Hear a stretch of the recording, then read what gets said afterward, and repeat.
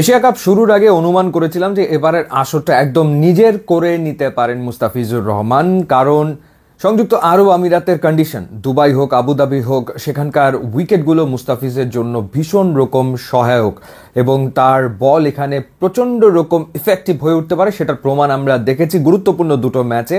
Super ফোরে শ্রীলঙ্কার বিপক্ষে যখন সে 20 রানে 3 উইকেট নিল এবং আফগানিস্তানের বিপক্ষে 28 রানে 3 উইকেট নিল, দুটোই ছিল তার ম্যাচ উইনিং পারফরমেন্স। এবং এখন পর্যন্ত মুস্তাফিজ 7 উইকেট নিয়েছেন। শ্রীলঙ্কার বিপক্ষে গ্রুপ পর্বের ম্যাচেও একটা উইকেট নিয়েছেন, সেই ম্যাচে তিনি 35 রান দিয়েছিলেন।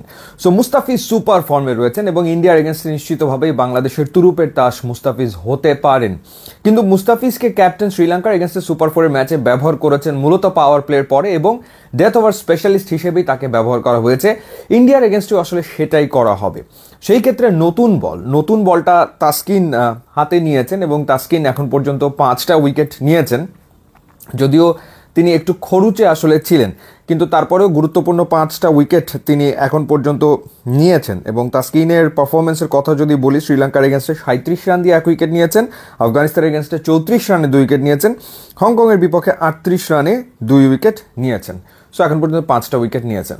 সো লিটারেলি ইন্ডিয়ার এগেনস্টে তাসকিন তো খেলবেনই এবং শ্রীলঙ্কার এগেনস্টে লাস্ট ওভারে যে ডট বলগুলো ছিল সেগুলো খুবই গুরুত্বপূর্ণ এবং তাসকিনের যে এক্সপিরিয়েন্স সেটা তো মাথায় রাখতেই হবে। এখন কথা হচ্ছে যে এই দুজনের সাথে থার্ড পেসার হিসেবে কে খেলবে।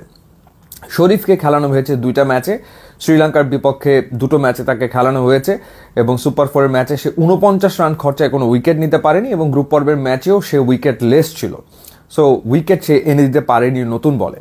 আর মাথায় রাখতে হবে যে ইন্ডিয়ার ওপেনার অভিষেক শর্মা যদি একটা দুর্দান্ত স্টার্ট পায় কিংবা শুভমান গিল যদি একটা দুর্দান্ত শুরু পায় তাহলে আসলে ইন্ডিয়া অনেক রান করবে।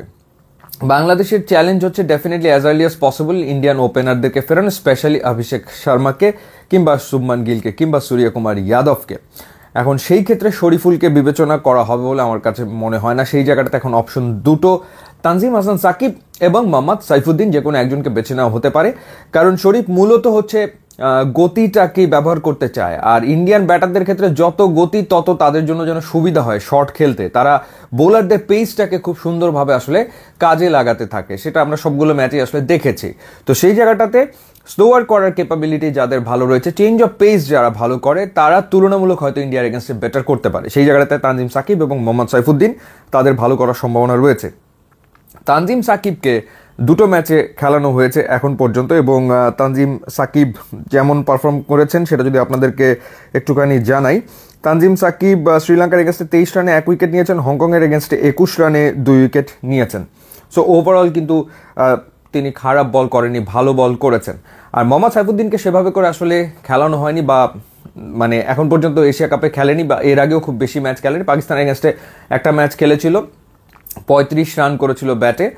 সুতরাং তার এই অলরাউন্ড ক্যাপাবিলিটির কথা হয়তো টিম ম্যানেজমেন্ট ভাবতে পারে, বাট আমার মনে হয় যে তানজিম সাকিবের যে এগ্রেশন এবং তার চেঞ্জ অফ পেসের যে কোয়ালিটি বা তার স্লোয়ার দেওয়ার ক্যাপাবিলিটি, সেটা মাথায় রেখে হয়তো তানজিম সাকিবের কথা ইন্ডিয়ার এগেনস্টে টিম ম্যানেজমেন্ট চিন্তা করবে অ্যাজ থার্ড সিমার এবং নতুন বলটা হয়তো বা তাসকিনের সাথে তানজিম সাকিব পাওয়ার প্লেতে শেয়ার করতে পারে। সো আপনার কি মনে হয় ডেফিনেটলি জানাবেন। ইউটিউব ইনস্টাগ্রাম লিঙ্ক দেওয়া আছে, যোগ দিলে খুবই খুশি হবো। And thanks for watching.